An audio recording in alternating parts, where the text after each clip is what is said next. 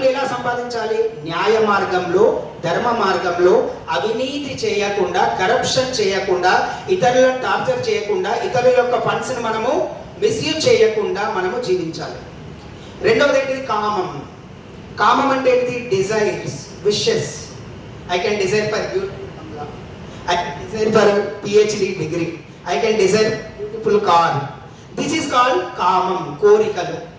అంటే ధర్మాన్ని ఆచరిస్తూ, పాటిస్తూ, ధర్మ మార్గంలో డబ్బును సంపాదించిన, నువ్వు కష్టపడి ఉద్యోగం చేసిన డబ్బు ద్వారా, నీ జీతం ద్వారా వచ్చిన డబ్బుల ద్వారానే నీ కోరికలు నెరవేర్చుకోవాలి.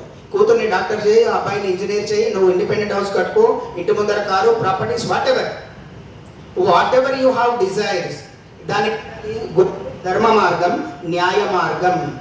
అందుకోసమే మోక్షం. మోక్షం ఎలా వస్తుంది? మన డబ్బులు సంపాదించినప్పుడు మానవుడికి పుణ్యం రావాలి అంటే, దీర్ఘాయుష్షు రావాలి, కీర్తి, యశస్సు, ప్రతిష్టతలు రావాలి అంటే సుఖస్య మూలం ధర్మ. నాకేమంటుంది? If I get money, then I will be happy forever and ever. That is absolutely wrong. According to our scriptures, where there is dharma, there is everything.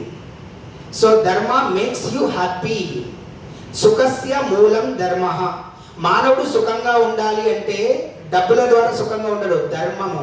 ధర్మం అంటే ఏంటిది? సత్కార్యము. ధర్మ అంటే ఏంటిది? You should know the difference between ధర్మ and కర్మ. It's a very interesting topic. Karma is nothing but action. Dharma is nothing but duty. So what is your duty? What are the duties of the children? What are the duties of the student? Don't neglect them. Don't ignore your duties. Don't neglect your work. So కాబట్టి ఎవరి పనిని వాళ్ళు సక్రమంగా, నీతి మార్గంలో, న్యాయ మార్గంలో, ధర్మ మార్గంలో చేస్తే మనకు వచ్చిన డబ్బుల ద్వారా ఏం చేయాలి? పుణ్య కార్యాలు చేయాలి. Good deeds.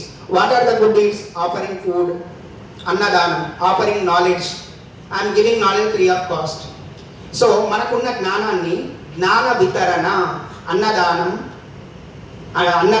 విద్యాదానం, గోదానం, భూదానం, సువర్ణదానం, అభయదానం, వాగ్దానం, ఇలా మనం అన్నీ కూడా మానవులు ఏం చేయాలి? దాన ధర్మాలు చేయాలి.